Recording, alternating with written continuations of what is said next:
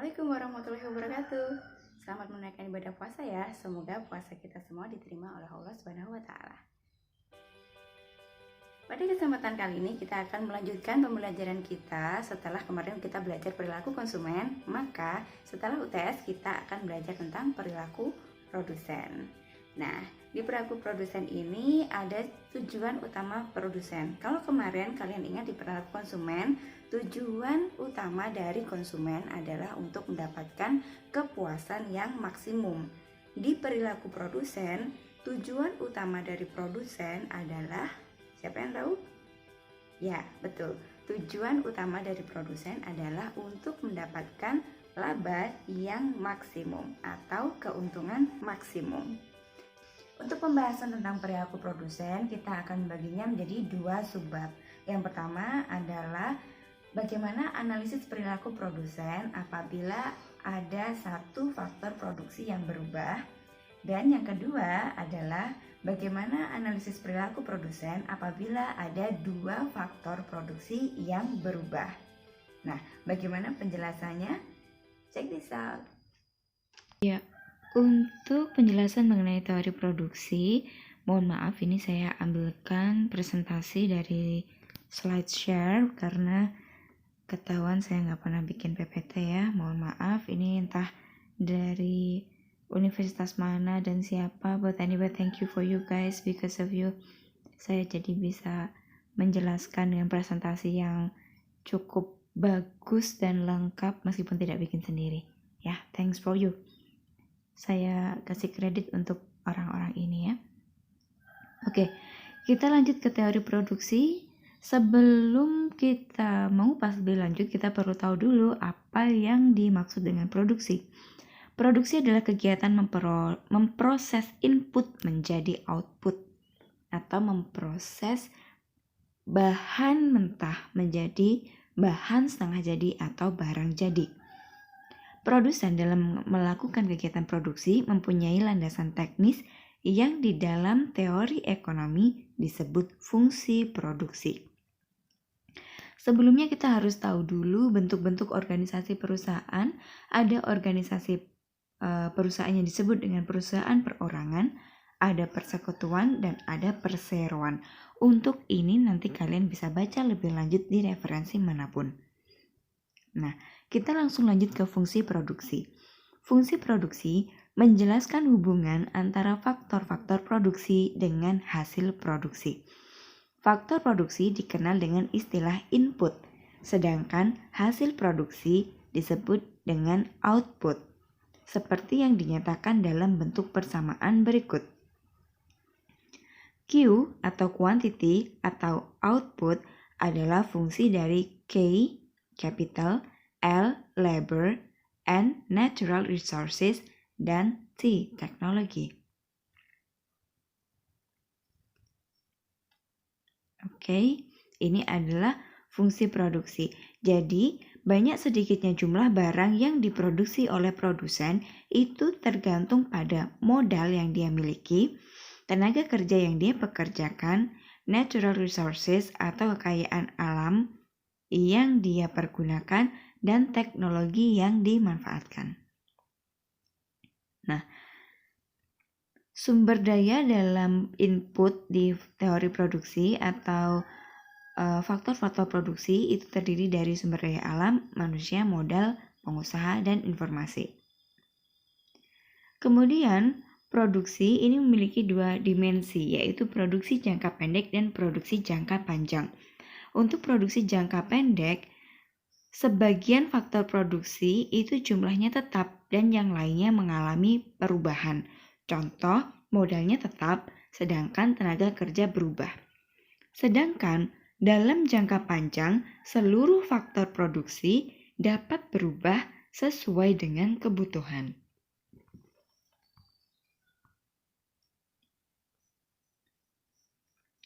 Mari kita masuk ke tahap-tahap produksi. Sebelumnya kita harus mengenal dulu istilah produksi total atau total production atau TP, produksi rata-rata atau average production atau AP, dan produksi marginal atau marginal production atau MP. Produksi total. Produksi total yaitu jumlah produksi yang dihasilkan oleh sejumlah tenaga kerja tertentu. Keadaan dalam tahap ini menunjukkan tenaga kerja yang digunakan jauh melebihi daripada yang diperlukan untuk menjalankan kegiatan produksi tersebut secara efisien. Wah, tahap ketiga itu yang mana? Nah, nanti kurvanya ada di bawah. Produksi rata-rata. Produksi rata-rata yaitu jumlah produksi total dibagi dengan jumlah tenaga kerja atau labor. Maka rumusnya AP sama dengan TP dibagi L. Kemudian ada produksi marginal atau MP, tambahan produksi yang diakibatkan oleh pertambahan satu tenaga kerja yang digunakan. Maka rumusnya adalah MP sama dengan delta TP atau tambahan produksi dibagi delta labor atau tambahan tenaga kerja. Kalau kalian lihat rumus ini, mungkin kalian akan ingat dengan rumus marginal utility. Konsepnya hampir sama, cuman di sini adalah marginal production atau marginal product atau produksi rata-rata. Nah, apabila kita membuat kurva TP digabungkan dengan kurva AP dan kurva MP, maka kita akan menemukan atau melihat grafik yang disebut siklus produksi suatu perusahaan, yang terdiri dari 3 tahap. Tahap 1 dari 0 sampai L2, tahap 2 dari L2 sampai L3, dan tahap 3 dari L3 hingga tak terbatas.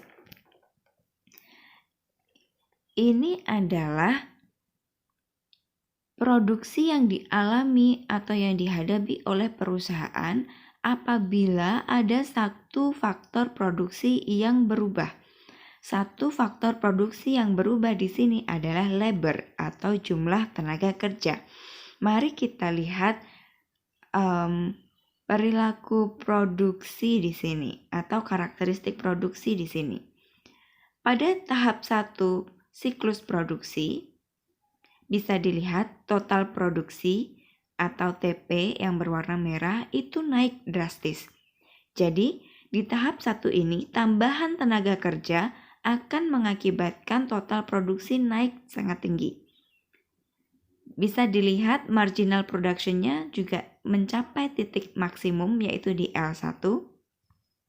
Average production-nya juga naik meskipun nanti di akhir tahap 1 average production-nya adalah turun. Nah, ini menunjukkan apa? Ini menunjukkan di tahap-tahap awal produksi suatu perusahaan, produksi total mengalami pertambahan yang sangat cepat, atau ini disebut dengan tahap perkembangan perusahaan, tahap pertumbuhan atau growth.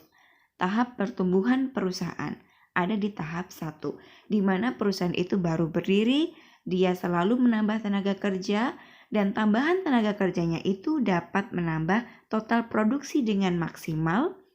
Marginal production-nya naik terus, namun pada pertengahan tahap 1, marginal production sudah mulai turun. Tapi total produksinya masih terus naik. Artinya, jika ditambah tenaga kerja lagi, produksinya masih akan terus bertambah.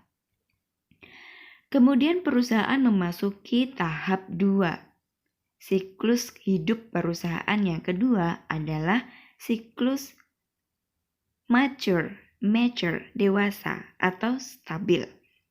Di tahap 2 ini, produksi total pertambahannya stabil, artinya tidak terlalu tinggi, tapi lihat marginal production-nya atau produksi marginalnya.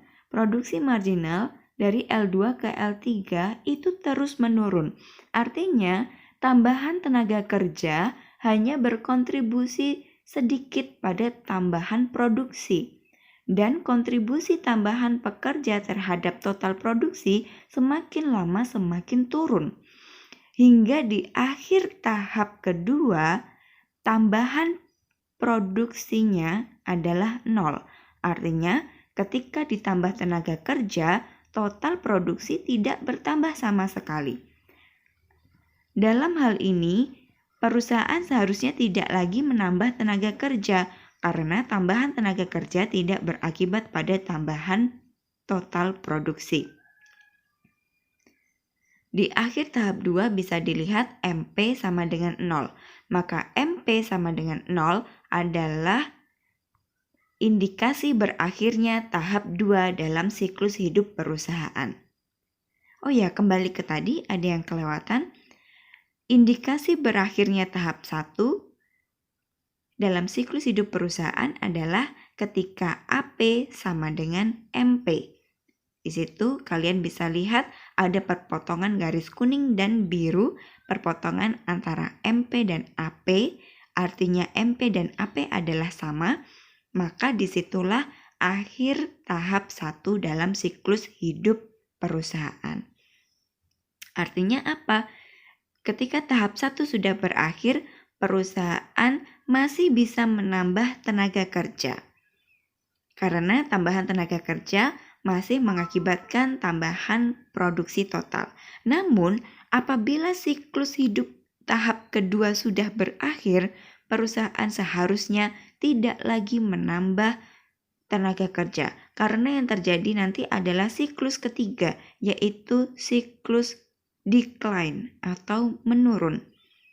Pada siklus hidup perusahaan yang ketiga, total produksinya turun. Jadi, dalam siklus hidup perusahaan yang ketiga ini, ketika perusahaan menambah tenaga kerja, justru total produksi akan turun. Sehingga perusahaan menanggung biaya yang besar. Ini adalah penjelasan teori produksi dengan satu faktor produksi yang berubah, yaitu faktor produksi tenaga kerja, di mana siklus hidup perusahaan dibagi menjadi 3 tahap.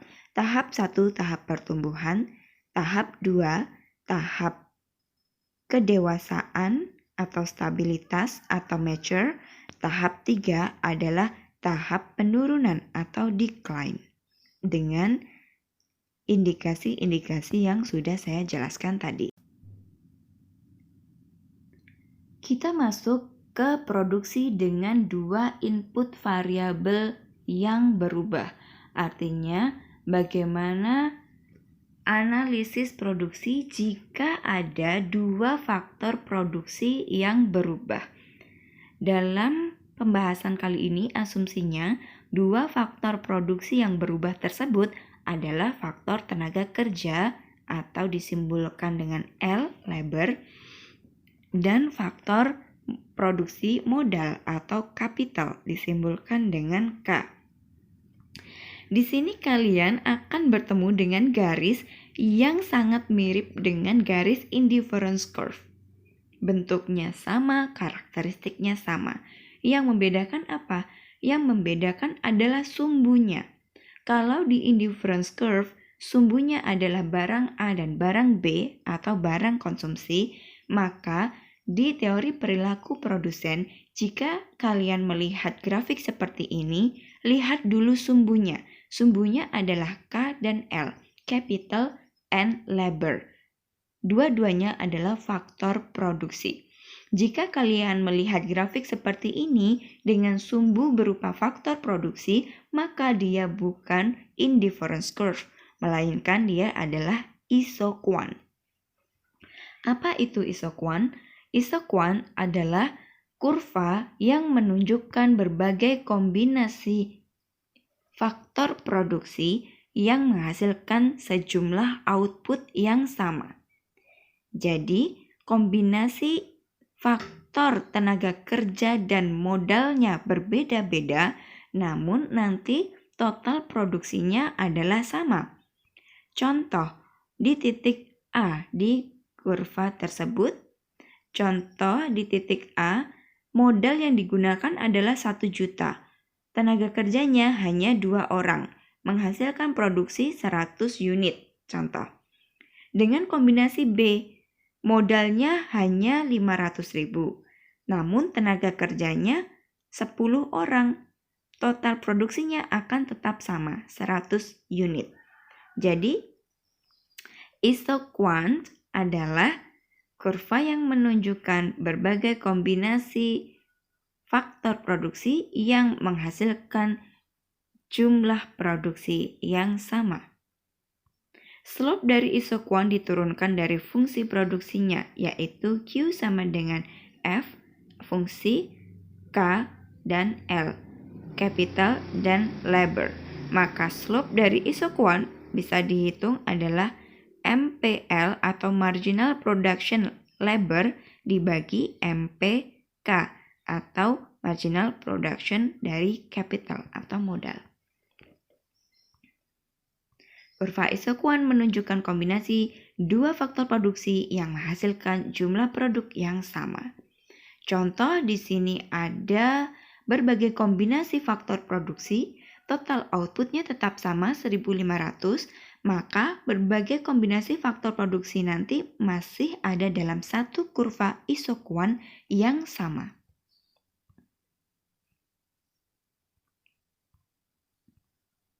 Nah, bentuknya seperti ini.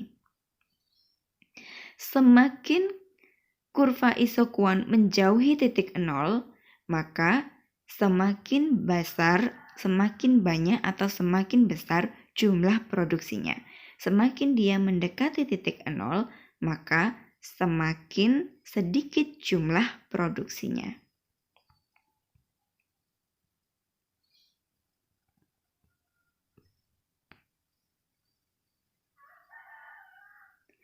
Kemudian, kalau di teori perilaku konsumen kalian sudah mengenal budget line, di teori perilaku produsen ada sebuah garis yang mirip dengan budget line, namun sumbunya bukan barang, melainkan faktor produksi, dan itu disebut dengan isocost.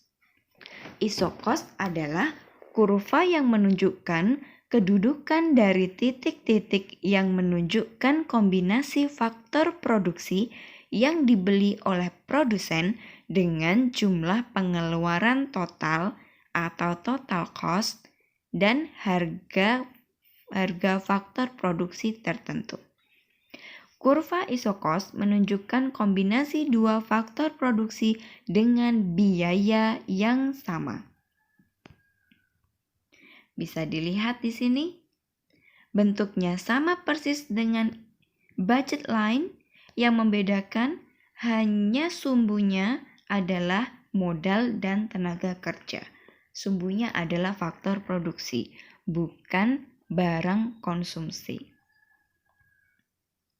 Begitu juga dengan konsep keseimbangan produsen, ini sebenarnya hampir sama dengan konsep keseimbangan konsumen, yaitu ketika garis isoquant bersentuhan atau bersinggungan dengan garis isocost.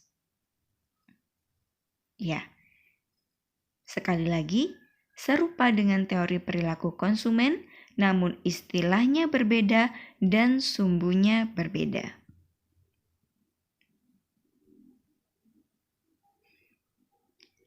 Di presentasi ini juga sudah diberikan contoh aplikasi soal teori produksi. Nanti kalian bisa pelajari soal-soal ini sendiri karena saya akan share PDF-nya. Ya. Demikian presentasi mengenai teori perilaku produsen. Oke, demikianlah pembahasan mengenai teori perilaku produsen. Saya harap kalian memahami apa yang sudah saya jelaskan tadi. Sampai jumpa lagi di video selanjutnya. Jika kamu merasa video ini bermanfaat, tolong klik like dan jangan lupa di subscribe dan juga bunyikan lonceng. Maka kalau ada video yang baru nanti kamu bisa langsung menontonnya. Wassalamualaikum warahmatullahi wabarakatuh.